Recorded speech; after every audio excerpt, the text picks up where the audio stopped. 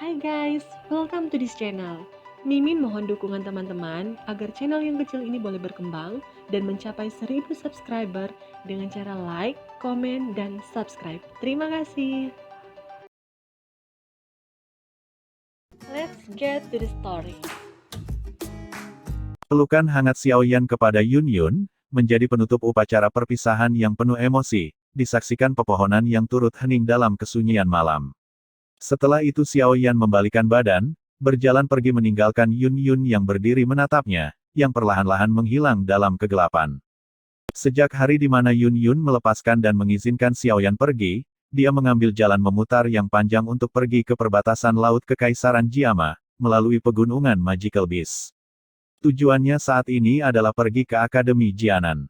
Namun sebelumnya dia harus berjuang keluar dari wilayah Kekaisaran Jiama, dan juga dari pengejaran Sekte Mystic Cloud. Xiaoyan berjalan mengandalkan peta yang diberikan Ye Fei kepadanya. Butuh 10 hari perjalanan di dalam hutan, untuk lepas dari pengejaran Sekte Mystic Cloud, dan ditambah 7 hari lagi hingga tiba di kota Daling. Kota yang terletak di wilayah barat laut Kekaisaran Jiama. Kota yang tidak begitu besar seperti ibu kota, namun memiliki arus manusia yang tidak pernah berhenti, karena letaknya yang strategis dekat dengan perbatasan, sehingga banyak kelompok bisnis yang datang dan pergi melalui kota ini. Kadang-kadang akan ada pasukan menggunakan kereta membawa binatang Magical Beast yang mati. Dia harus melalui kota ini dan melewati beberapa pos pemeriksaan lainnya, untuk keluar dari wilayah Kekaisaran Jiama. Xiaoyan berhasil masuk ke dalam kota dengan jubah hitam dan topi bambu berbentuk kerucut, untuk menutupi wajahnya. Dia sadar bahwa Sekte Mystic Cloud telah mengeluarkan pesan ke seluruh kekaisaran untuk menangkap atau memberi petunjuk tentang keberadaan Xiaoyan. Gambaran dirinya sebagai Xiaoyan yaitu penampilannya saat ini, dan juga sebagai Yan Xiao yaitu identitas yang dia pakai untuk berpartisipasi dalam Grand Meeting Alchemist, terpampang dengan begitu jelas. Imbalan yang akan diberikan adalah suatu kesempatan untuk diterima dalam Sekte Mystic Cloud, dan mendapatkan metode Qi kelas Xuan. Pengumuman tersebut menjadi topik hangat dan perbincangan orang-orang di kota Daling.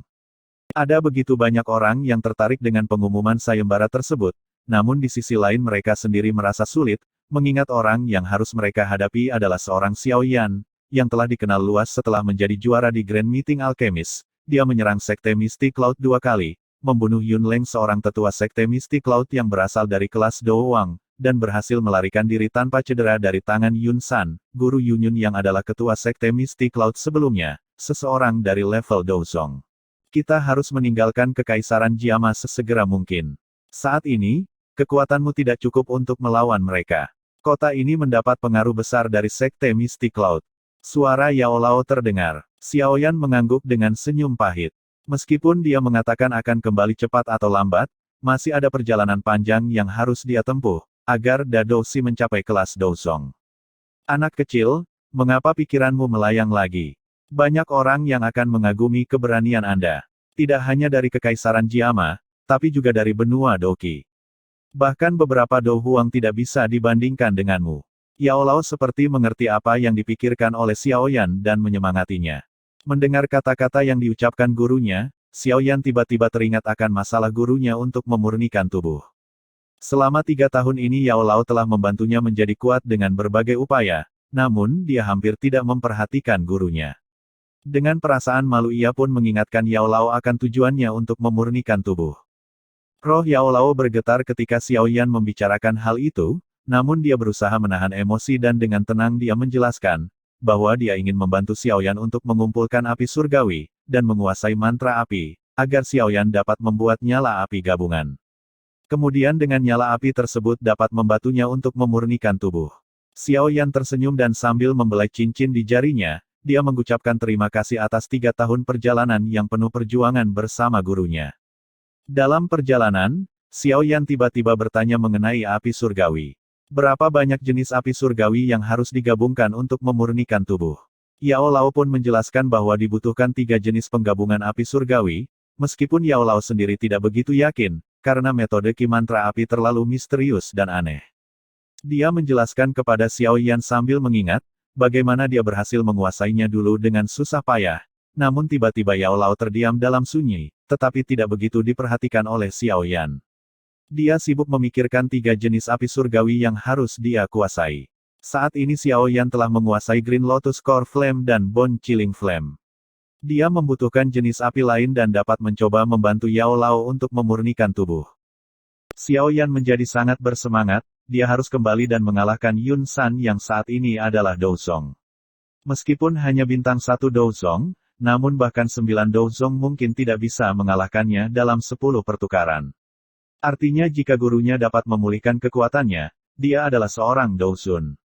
Itu adalah seorang yang bisa berdiri pada posisi puncak di pagoda emas benua. Mereka harus segera bergegas untuk menuju Akademi Jianan, namun Yao Lao mengingatkan, bahwa Akademi Jianan terletak di persimpangan dua kerajaan besar. Tempat itu begitu berantakan dan berbahaya, meskipun daerah di sekitar Akademi adalah kawasan yang damai. Itulah sebabnya, setiap kali Akademi Jianan melakukan rekrutmen siswa baru, akan ada instruktur yang mengawal mereka, terutama ketika meninggalkan perbatasan masing-masing negara. Akan lebih banyak pengawal dari akademi yang keluar untuk meningkatkan perlindungan. Jika tidak, para siswa baru tidak akan mencapai akademi dengan selamat. Membicarakan hal tersebut, Yao Lao juga mengingatkan bahwa, persediaan pil obat dalam cincin penyimpanan telah menipis. Ada begitu banyak pil obat yang telah Xiao Yan gunakan selama masa kehancuran dalam pelarian dari Sekte Mystic Cloud. Itu berarti, dia harus mencari tempat untuk memperbaiki semua pil obat yang dia butuhkan. Berkat hubungan baiknya dengan Hai Bodong, Xiao Yan mendapat kartu VIP kelas tertinggi dari klan primer. Kartu yang terbuat dari kristal itu memungkinkannya untuk mendapat fasilitas bantuan penuh dari cabang manapun di bawah klan primer. Dia memanfaatkan kartu tersebut untuk mendapatkan bahan-bahan obat, dan juga informasi mengenai rute keluar dari Kekaisaran Jiama. Xiao Yan tidak menemukan tempat di kota yang memungkinkannya untuk memperbaiki semua pil obat yang dibutuhkan. Dia diam-diam pergi ke selatan kota dan terbang keluar tanpa diketahui siapapun. Xiao Yan menemukan tempat terpencil di hutan, dan kemudian bersembunyi di dalamnya, untuk mulai memurnikan sejumlah besar pil obat, yang akan dia gunakan untuk menyelamatkan hidupnya di masa depan.